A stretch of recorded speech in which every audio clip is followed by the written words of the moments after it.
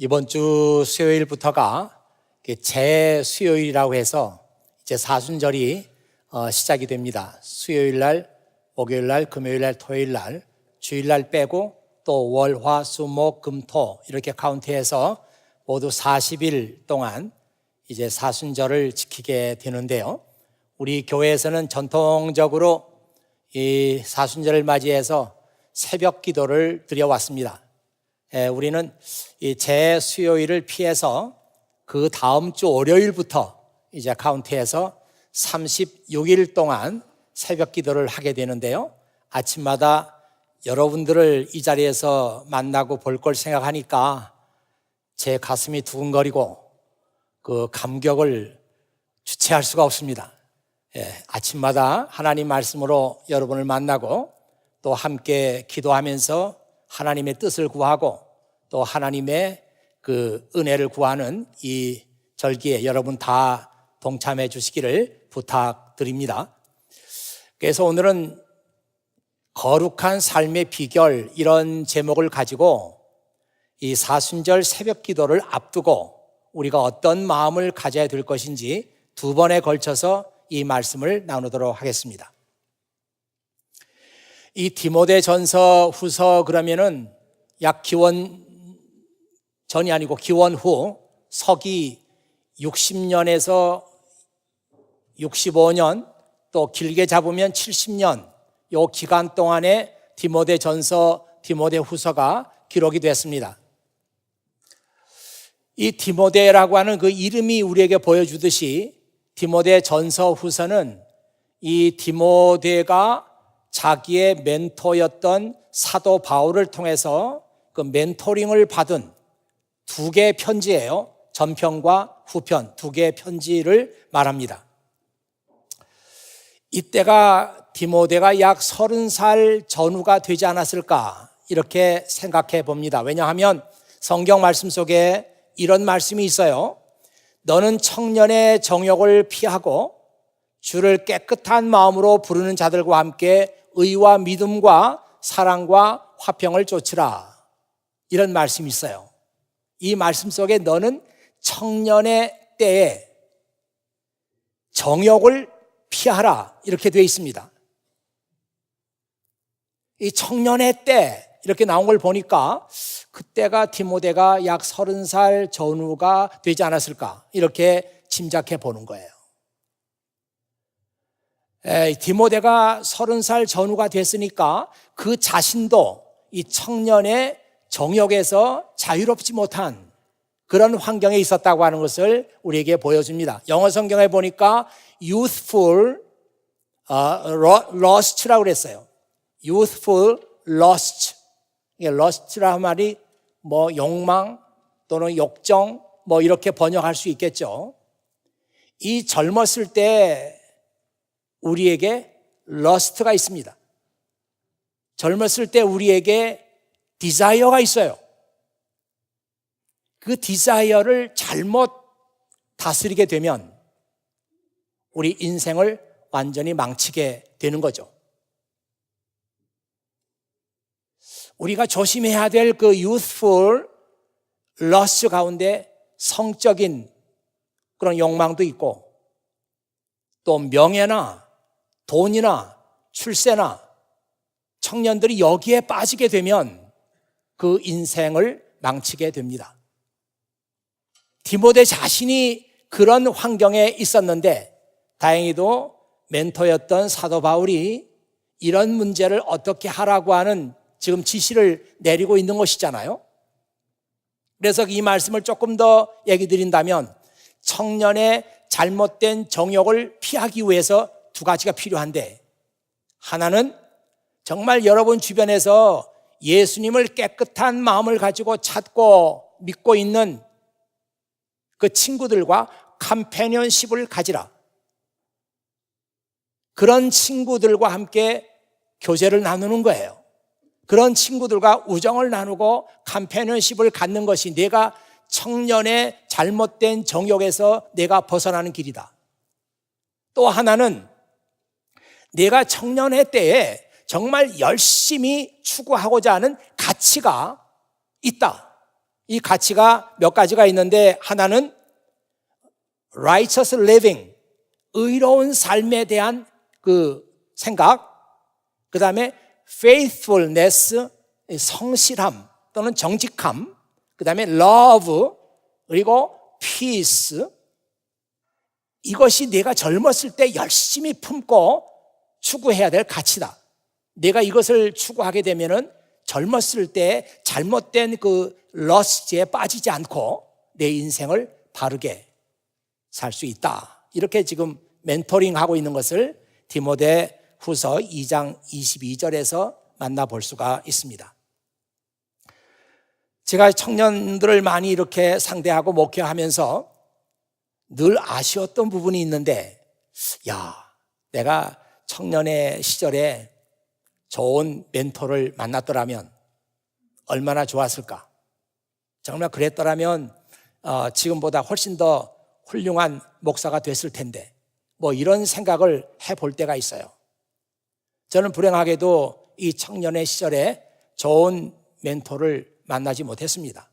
그리고 저 자신의 힘으로 청년의 시절을 보냈어요. 참 그렇게 하지 않고 디모데가 바울을 만났듯이 이런 좋은 멘토가 옆에 있어가지고 청년의 정욕을 피하는 법을 가르쳐주고 청년의 때 내가 추구해야 될 가치가 무엇인가 하는 것을 알려줬더라면 얼마나 내 인생이 더 풍성하게 됐을까, 이런 생각을 해볼 때가 있습니다. 디모데는 청년의 때에 교회를 맡게 됐습니다. 그때 교회는 지금의 교회하고는 전혀 다른 교회예요. 지금은 교회가 이렇게 건물도 있고 제도화되어 있고 운영하는 시스템이 있고 그렇잖아요. 그런데 그때는 그런 때가 아니었어요. AD 60년에서 70년 사이의 교회라고 하는 것은 보이는 건물이 있는 것도 아니고 어느 신자의 집에서 그 장소를 빌어서 예배를 드렸습니다. 그리고 그때는 많은 숫자가 모였던 것이 아니고 10명, 소수의 크리스찬들이 모여가지고 예배를 드렸어요. 그것도 그 교회가 타 문화권에 세워졌기 때문에 그 교회에 들어온 사람들이 자기들이 가지고 있었던 문화하고 기독교 문화하고 충돌이 일어나기 때문에 얼마나 많은 문제들이 있었을지 몰라요. 마치 우리나라에 기독교가 처음 들어왔을 때 우리의 전통적인 그런 문화하고 기독교 문화, 가치하고 충돌을 일으켰잖아요. 예수 믿는 사람들은 절대로 술을 마셔서는 안 됩니다. 예전에 분들이야 그런 거 몰랐으니까 술 마시는 재미로 인생을 살았잖아요. 예수 믿는 사람은 담배 펴서는 안 됩니다. 무슨 소리예요? 여자들도 그때는 담배 다 폈어요. 제가 어렸을 때 생각이 납니다. 그 할머니가 담뱃대 길게 대가지고 물고 있었던 거 생각이 나요. 예수 믿는 사람들은 제사 지내면 안 됩니다. 지금 여러분들이 이런 얘기를 들으면 그게 무슨 대수냐고 이렇게 말할지 모르지만 그때는 이것이 굉장히 심각한 문제였어요. 디모데가 교회를 섬길 때도 똑같은 환경이었습니다. 이방 문화권 속에서 기독교의 가치를 가지고 지금 교회를 하고 있는데 자연히 충돌이 생길 수밖에 없어요. 그중에 오늘 본문 말씀에 나오는 문제는 음식에 관한 문제입니다. 이 음식은 먹어도 됩니까? 안 됩니까? 근데 그 음식은 단순한 음식이 아니었어요. 주로 우상 숭배했던 그 제단에 올라갔던 고기 같은 것이었어요. 이것들이 이제 제사가 다 끝나고 나면은 마켓에 나오는 거예요. 그러면 일반 사람들은 그 마켓에 나온 고기를 사다 먹는데 가만 생각해 보니까 이 고기 먹으면 안 되는 거 아니야? 이거 우상 숭배에서 어떤 그 고기인데 이걸 우리가 먹어도 되는 거야? 이런 문제들이 있었고요. 또 하나 음식의 문제가 중요하게 대두된 것은 그때 당시에 영지주의라는 게 있었잖아요. 제가 틈틈이 영지주의에 대해서는 얘기를 드린 바가 있습니다. 이 영지주의는 어떤 음식은 이 먹는 사람에게 정욕을 증진시키고 어떤 것은 이 먹는 사람에게 그 에너지를 공급하고 이것들은 에너지가 많아지고 정욕이 많아지면 안 되니까 이런 음식은 먹어서는 안 됩니다. 이렇게 가르치고 있었어요. 그러니까 이 크리스찬들도 저 사람들은 저런 거 먹으면 안 된다고 하는데 우리는 괜찮나? 뭐 이런 그 질문들이 교회에서 계속 나오게 된 것입니다. 그때 디모데는 자기의 멘토였던 이 바울에게 이런 문제가 지금 교회에 나타났는데 어떻게 하면 좋습니까? 그때 이 사도 바울이 편지를 써서 그런 문제는 이렇게 해결하면 좋겠다 오는 것이 오늘 읽은 성경 말씀이에요. 바울이 이렇게 대답합니다. 하나님께서 만드신 것은 모두 좋은 것입니다. 감사하는 마음으로 받으면 버릴 것이 하나도 없습니다. 왜냐하면 하나님의 말씀과 기도로 이 모든 것이 다 거룩해지기 때문입니다. 저는 이 말씀 참 좋아합니다. 제가 이 말씀을 그냥 허투루 읽고 있다가 이 말씀을 정신 차려 읽으면서 이 말씀이 정말 중요한 말씀이구나. 이걸 깨달았을 때 그 하나님께서 이 말씀을 통해서 주신 그 은혜가 이루 말할 수가 없어요.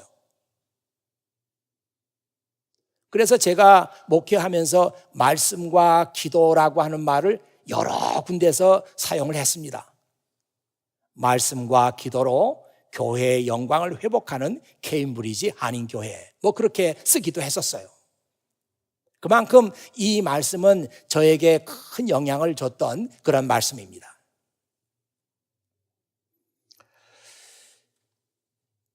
하나님께서 모든 것을 창조하실 때 선한 목적을 가지고 창조했다는 것입니다. 그런데 이것들이 우상 숭배하는 제단에 올라갔다고 할지라도 이것들이 다시 거룩해지는 길이 있는데 하나님의 말씀과 기도로 이것이 거룩해집니다. 그러니까 여러분들이 이건 하나님께서 창조하신 것이야, 선한 목적으로 만드신 것이야 하면서 말씀과 기도로 또 감사함으로 이 음식을 먹으면 아무 상관이 없다는 거예요.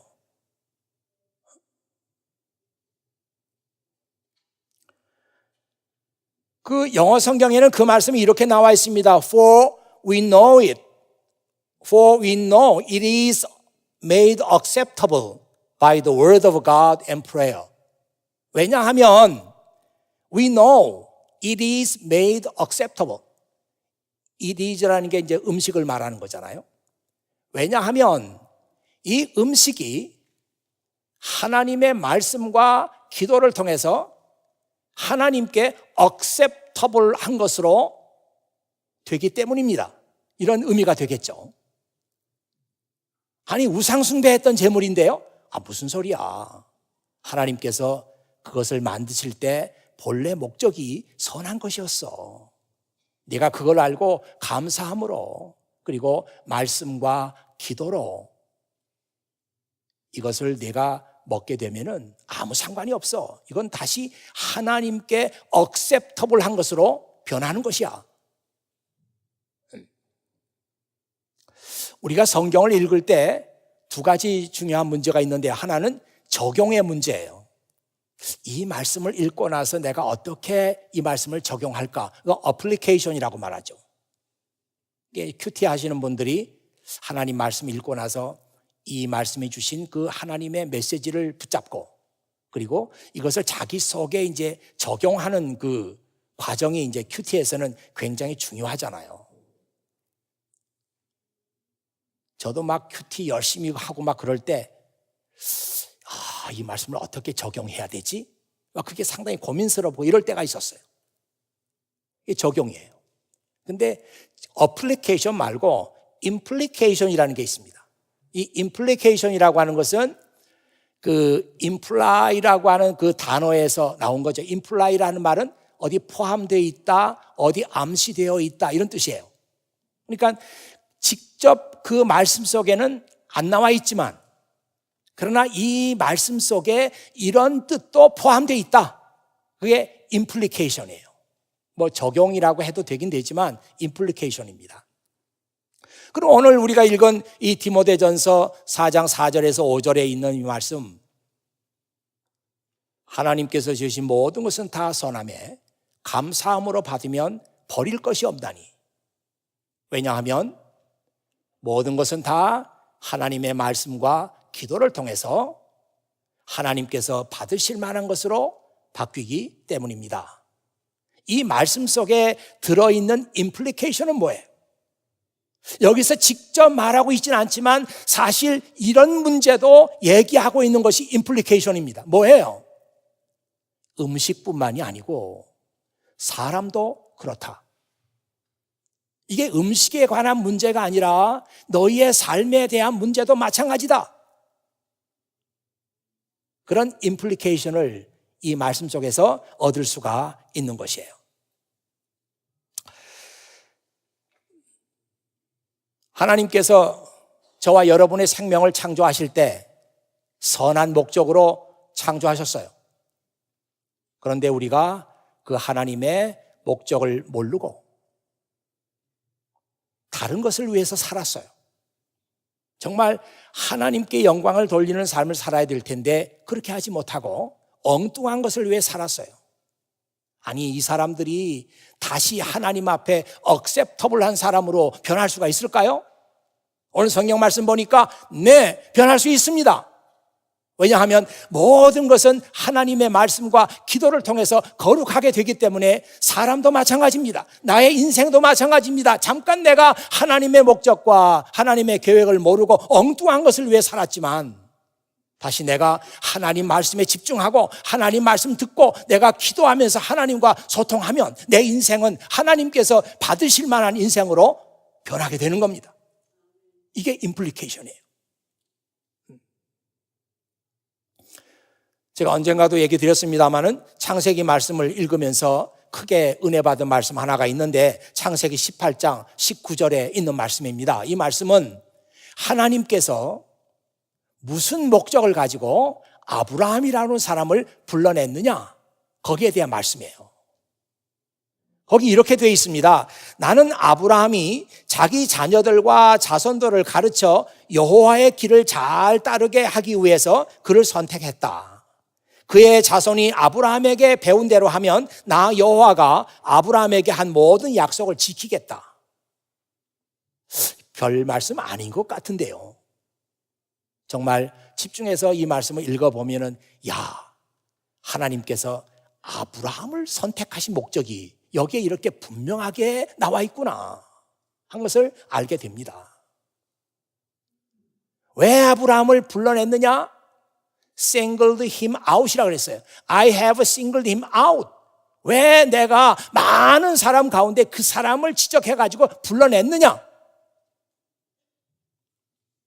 아브라함의 자손들이, 아브라함의 딸, 아브라함의 아들들, 아브라함의 후손들이 아브라함의 삶을 잘 보고 주의 길, the way of the Lord, 주의 길을 그대로 걸어가게 하기 위해서 내가 아브라함을 선택했다.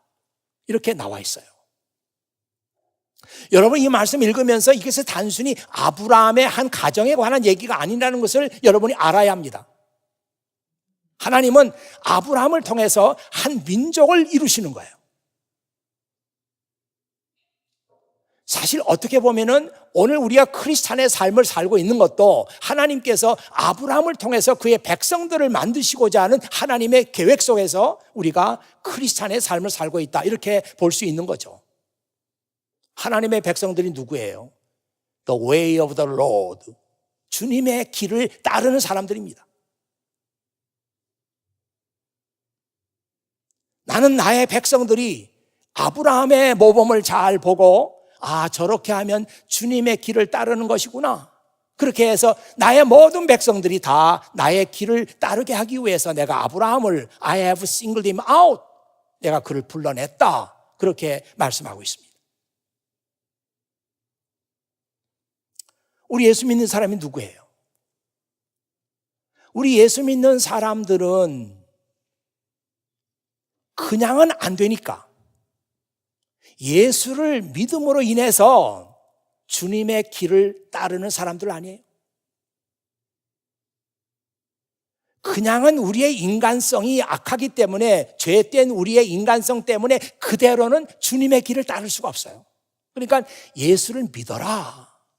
그래서 내가 죄의 용서를 받고 너의 인간성이 변화를 받고, 그래서 주의 길을 따르라. 하나님께서 이렇게 우리에게 말씀하신 거예요. 그런데 우리가 정말 주님의 길을 따르고 있습니까? 우리가 예수 믿는 사람들이고 크리스찬들이고 하면서도 우리가 정말 주님의 길을 따르고 있는가? 정말 주님의 길을 우리가 따르지 않아요. 나의 길을 따르죠. 아니, 예수 믿는 우리가, 야, 네 예수 잘 믿고 주님의 길을 따라라, 하나님께서 그렇게 말씀하시는데도 우리는 그 말씀을 듣지 못하고 주님의 길이 아니라 나의 길을 고집하면서 나의 길을 따르고 있다고요. 지금 주님이 말씀하셨어요. 나의 원대로 하지 마시고 아버지의 원대로 되기를 원합니다. 이게 기도다 하는 것을 겟세마네 동산에서 제자들에게 보여주셨어요. 기도는 뭐냐? 나의 뜻을 이루려고 하는 것이 아니라 하나님 아버지께서 기뻐하시는 뜻을 이루는 것이 기도다. 주님은 그렇게 말씀하셨고 우리가 그렇게 배워오고 있음에도 불구하고 오늘 우리는 그 길을 따르잖아요. 여러분 어떻게 기도하고 있습니까? 올바르게 잘 기도하고 있는 분들은 이해해 주세요. 대부분의 많은 사람들이 자기 길을 고집하고 그 길을 가기 위해서 하나님 좀 도와주세요. 제가 좀 이렇게 되고 싶은데 이거 꼭 이번에 돼야 돼요. 좀 도와주세요. 지혜를 주세요. 그렇게 기도하고 있지 않습니까? 이게 기도가 아니잖아요. 여러분 성경 말씀은 또 어떻게 읽고 있습니까? 역시 올바로 성경을 잘 읽고 계시는 분들은 이해해 주세요. 성경 말씀 읽어도 희생을 말하고 다 내려놓으라고 하고 이런 말씀들은 귀에 들어오지 않아요. 성경 읽어도 자기가 원하는 말씀만 읽어요. 나의 길을 가기 위해서 힘이 되는 말, 나의 길을 가기 위해서 위로가 되는 말, 그런 말씀만 찾아서 읽고 하나님 말씀을 자기 뜻을 이루는 도구로 사용하려고 그래요. 지금 잘못하고 있잖아요.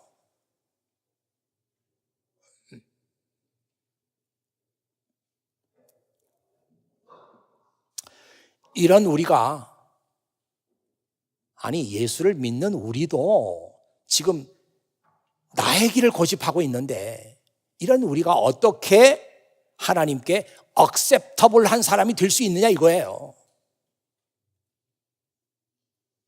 솔직히 말해서 우리가 지금 하나님의 도구로 쓰임받는 삶을 살기에는 너무나 부족하잖아요.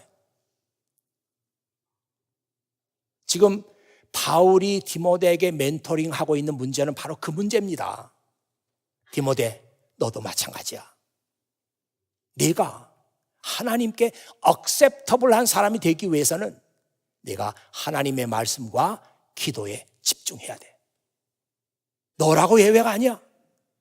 너 하나님의 말씀 떠나고 하나님께 기도하는 기도 생활 중단하면 너는 청년의 정욕에 빠지고 말 거야. 그 얘기 지금 하고 있는 거잖아요. 오늘 우리들에게 이 말씀이 전체적으로 말씀하고 있는 것은 이렇게 나의 길만 고집하고 주님의 길을 외면하고 있는 우리가 어떻게 하나님 앞에 acceptable한 사람이 될 수 있느냐? 내가 지금부터라도 말씀에 집중하고 내가 지금부터라도 기도 생활에 집중하면 내 인생은 바뀌게 된다. 거룩한 것으로 바뀌어요. acceptable한 것으로 바뀌어 내 인생이. 오늘 이 말씀을 정말 마음을 열고 귀를 열고 들으신 분들은 지금부터라도 성경을 펴서 읽어야 되지 않겠습니까? 의무적으로 읽을 때는 성경 말씀이 하나도 마음에 들어오지 않아요. 그러나 여러분 스스로 성경 말씀을 펴고 여러분 스스로 성경 말씀을 찾아서 읽을 때는 그 말씀들이 여러분의 귀에, 여러분의 가슴에 쏙쏙 들어오는 거예요.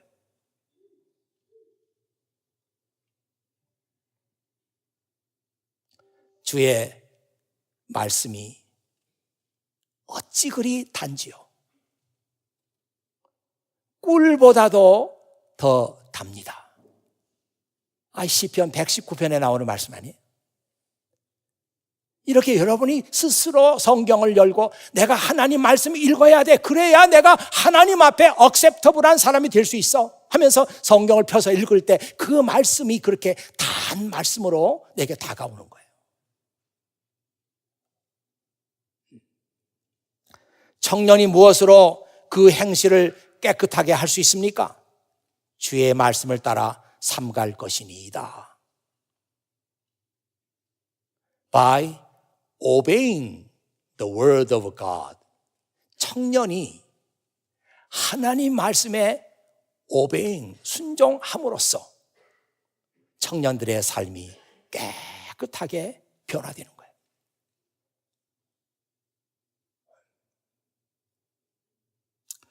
다음에 기도에 대한 문제 잠깐 말씀을 드리겠습니다. 기도는 하나님과의 소통이에요.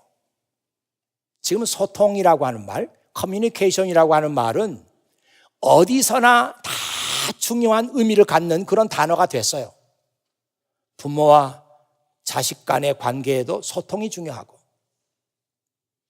학교에서는 교수와 학생 간의 소통이 중요하고, 직장에서도 소통이 중요하고, 교회 안에서도 소통이 중요해요. 팀장과 팀원들 간에, 간사님과 팀원들 간에, 우리 가족장들과 가족원들 간에,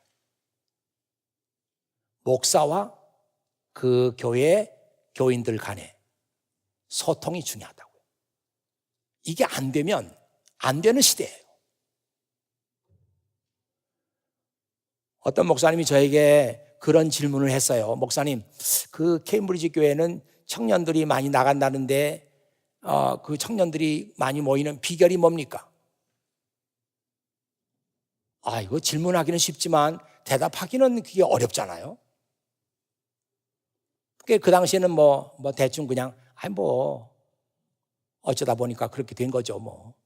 그렇게 얘기했지만 가만히 생각해 봐요. 우리 교회에 왜 청년들이 모일까? 건물이 좋기 때문인가? 그러면 여기보다 건물이 더 좋은 교회가 생기면 다 그리 가는 거예요? 밥을 자주 주기 때문인가? 약간의 그런 그 영향이 없지는 않겠지만, 그러나 나는 청년들이 그 밥 한 그릇 때문에 교회 나온다고 보고 싶진 않아요. 여러분을 그렇게 과소평가하고 싶지 않아요. 여러분들이 밥 한 그릇 때문에 이게 나와 있단 말이에요. 지금 말이 안 돼. 그러면 케임브리지 교회는 왜 청년들이 모이느냐? 소통이라고 봐요. 만일 우리 교회 안에서 소통이 이루어지지 않는 교회였다면 청년들은 오지 않습니다.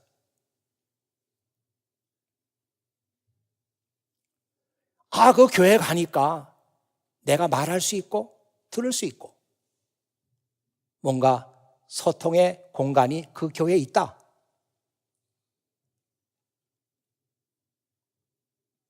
나는 그렇게 보고 있습니다. 잘못 보고 있습니까?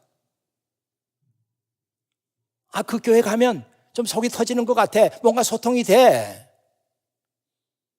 그래, 청년들이 여기에 우리가 숨 쉴 공간이 있다. 그렇게 보고 여기 모이는 거예요.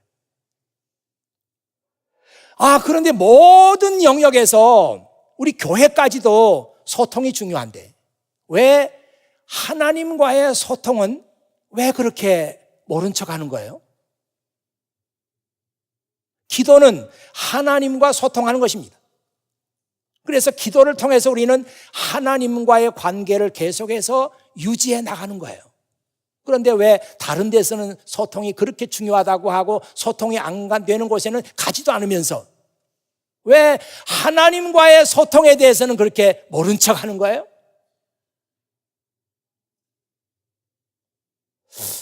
제가 그 이유를 좀 또 생각해 봤어요. 왜 모든 사람들이 기도를 좋아하지 않을까? 만일 제가 절대로 그러진 않겠습니다만은 우리 교회에 다들 모이라고 해놔가지고 우리 교회 그 날마다 새벽 기도를 드리고 있는데 다시 한번 투표에 붙여서 제가 갑으로 결정하겠습니다. 원하신 분이 많으면 계속하고 원하는 분이 없으면 적으면 그만두겠습니다. 난 절대로 그거 안 해요. 그거 하면은 그만두자는 사람이 많을 수도 있어요. 그러면 그만둬야 되는 건데요. 절대로 안 합니다. 그러니까 할 생각하지 마세요.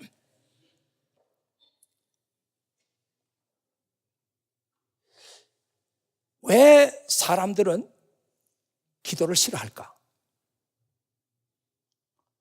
여기 솔직히 기도 좋아하는 분이 얼마나 계신지 모르겠어요.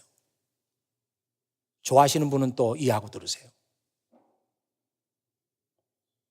왜 사람들은 기도를 싫어할까? 왜 기도하는 것을 부담스러워할까?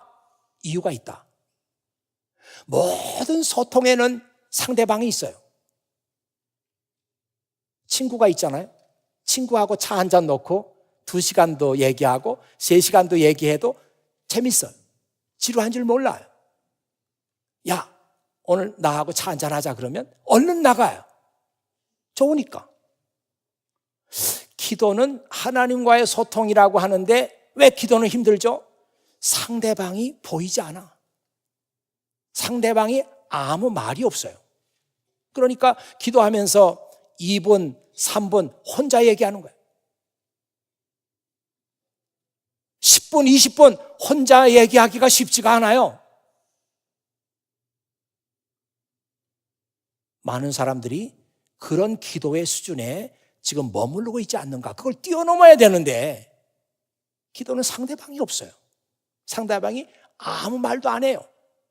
혼자 얘기해야 돼. 이런 기도의 장벽, 이거를 뛰어넘지 못하고 있는 것이 아닌가, 그런 생각을 해봤습니다. 한번 보세요, 여러분.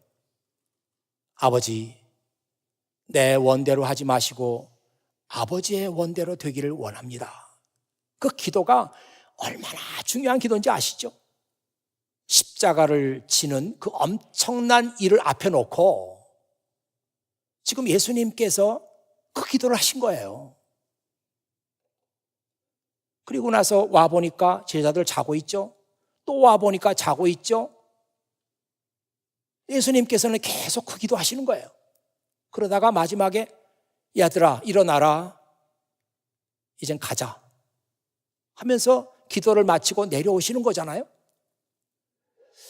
아니 여러분 생각해 보세요. 아버지 내 원대로 하지 마시고 아버지의 원대로 되기를 원합니다, 이렇게 기도했는데 아멘 하면서 그냥 나왔겠어요? 예수님께서? 아니에요. 그렇게 기도해놓고 하나님의 음성을 들으신 거예요. 내가 십자가를 지는 것은 나의 뜻이다. 내가 십자가를 지고 많은 사람의 죄를 위해서 대신 죽는 것이다. 나는 그것을 통해서 많은 사람들을 나의 자녀로 만들고자 한다. 아버지 하나님, 이것이 아버지 하나님의 뜻이라면 제가 달게 치겠습니다. 그런 과정이 있었던 거 아니에요. 그리고 나서 이젠 됐다, 일어나 가자 하고 산을 내려오신 거 아니에요. 보세요 여러분, 나의 아버지 어찌하여 나를 버리십니까? 십자가 위에서 예수님은 그렇게 고통스럽게 절규하셨어요. 이건 단순히 절규가 아니라 절규를 통한 하나님께 드린 기도였어요. 어찌해서 나를 버리십니까? 아무 하나님의 음성이 없어요. 앤서가 없어요. 하나님께서 침묵하고 계세요. 그런데 예수님께서 아버지, 제 영혼을 아버지께 부탁드립니다. 다 이루었다. 이렇게 말씀하셨겠어요? 아니잖아요. 어찌하여 나를 버리십니까? 이렇게 고통스러운 절규의 기도를 드렸지만 하나님께서 거기에 앤서하신 거예요. 응답하신 거예요. 대답하신 거예요. 그 대답이 있었기 때문에 다 이루었다. 그러므로 여러분들이 기도의 장벽을 깨뜨려야 합니다. 내가 기도해도 아무도 듣는 이 없어. 혼자 기도하는 거야.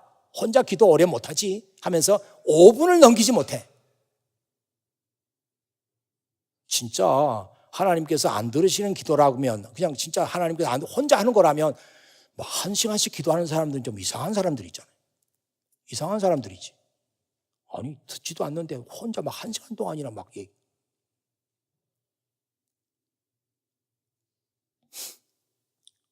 여러분들은 대화식 기도에 눈을 떠야 돼요. 2분 기도했으면 2분 동안은 하나님의 앤서를 기다리는 시간을 꼭 가지세요. 3분 기도했으면 하나님께서 내 기도에 어떻게 응답하시는지 조용히 묵상하면서 하나님의 앤서를 기다리세요. 물론 그런다고 해서 매번 앤서가 주는 건 아니지만 이 기도가 쌓이고 또 쌓이면 여러분들이 이렇게 하나님과 기도를 통해서 대화하는 법을 익혀나가면 익혀나갈수록 그때부터는 이 기도가 여러분에게 짐이 아니에요. 더 이상 즐거움이고 기쁨이에요.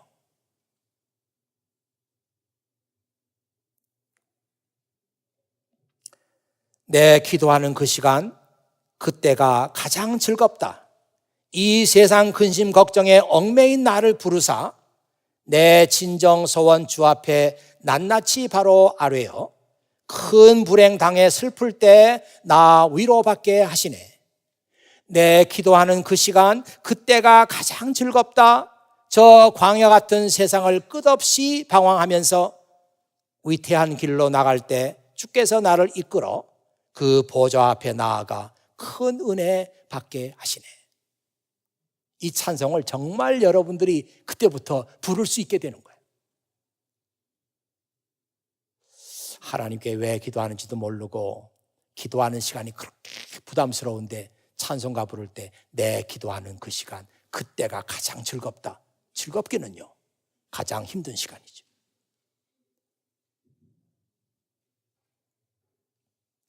저는 이번 사순절 36일 동안에 아침마다 여러분들이 나와서 하나님 말씀 듣고 기도하는 이 시간이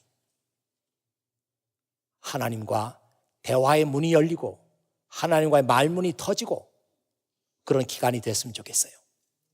그래서 기도 잘하는 사람들이, 기도를 즐거워하는 사람들이 됐으면 좋겠어요. 단순히 거기서 끝나는 게 아니잖아요. 기도를 즐거워하고 기도를 기뻐하면서 여러분의 인생은 하나님께서 억셉터블한 사람으로 변하게 되는 거예요. 이건 어디서 어떻게 얻을 수 없는 축복입니다. 지금 이대로 가지고는 하나님께서 우리를 억셉트할 수가 없어요. 주님의 뜻을 따르기는커녕 나의 길을 고집하고 있잖아요. 하나님의 말씀과 기도로 거룩하여짐이라 주께서 이렇게 거룩해지는 삶의 길을 보여주시는데도 우리는 그 길을 가지 않잖아요. 이번 사순절 새벽기도회가 와서 목사님의 말씀 듣고 은혜 받고 기도하면서 기도의 말문이 터지고 내가 혼자 기도하는 게 아니었구나. 하나님께서 나의 기도에 응답하시는구나. 그것을 조금씩 느껴지기 시작하고, 그래서 36일 동안을 다 보냈을 때 기도가 그렇게 지겨운 게 아니었네. 기도에 즐거움이 있네. 이것을 깨닫기 시작하고, 그러면서 여러분의 인생이 하나님께서 받으실 만한 억셉터블한 인생으로 변하게 되는, 이 축복을 왜 내가 놓치겠어요? 왜 이 축복을 내가 거부하겠습니까? 우리 모두가 다 이 축복, 이 은혜 다 기쁜 마음으로 받아들이는 여러분들이 되시기를 바랍니다. 마지막으로 우리 4절, 5절 화면에 나갈 텐데 이 말씀을 우리 같은 목소리로 읽겠습니다. 정말 이 말씀 읽으면서 이게 나를 위해서 주시는 말씀이야. 이게 목사님 좋아하라고 준 말씀이 아니고요, 옆에 사람 좋아하라고 준 말씀 아니고 나에게 주시는 말씀이다. 이렇게 생각하고 우리 진심으로 한번 이 말씀을 읽어보겠습니다. 하나님께서 만드신 것은 모두 좋은 것입니다. 감사하는 마음으로 받으면 버릴 것이 하나도 없습니다. 왜냐하면 하나님의 말씀과 기도로 이 모든 것이 다 거룩해지기 때문입니다. 기도하겠습니다. 아버지 하나님 감사합니다. 오늘도 아버지 하나님께서 저희들 이처럼 사랑하시고 사랑하는 형제 자매들 이 한자리에 앉게 하시며 예배하게 하시고, 예배 가운데서 하나님께서 내 인생을 변화시키시고 나를 하나님께서 받으실 만한 사람으로 바꿔주시는 놀라운 삶의 은혜를 저희들이 받게 하시니 진심으로 감사를 드립니다. 아버지 하나님, 바로 이 말씀 가운데 우리의 삶이 거룩해지는, 그래서 하나님께 쓰임받을 수 있는 그런 삶으로 변화되는 비밀이 들어있었습니다. 이제 사순절 새벽기도가 다가오고 있는데 이 절기는 하나님께서 내게 내려주시는 축복의 기간입니다. 아무도 이 축복을 거절하는 사람이 없게 해주시옵소서.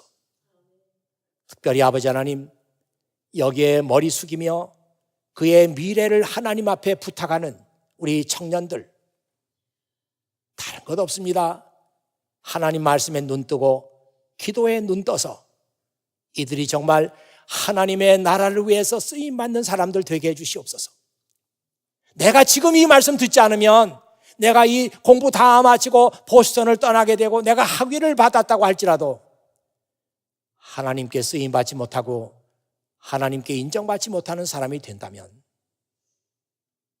이 모든 것이 다 무슨 소용이 있습니까?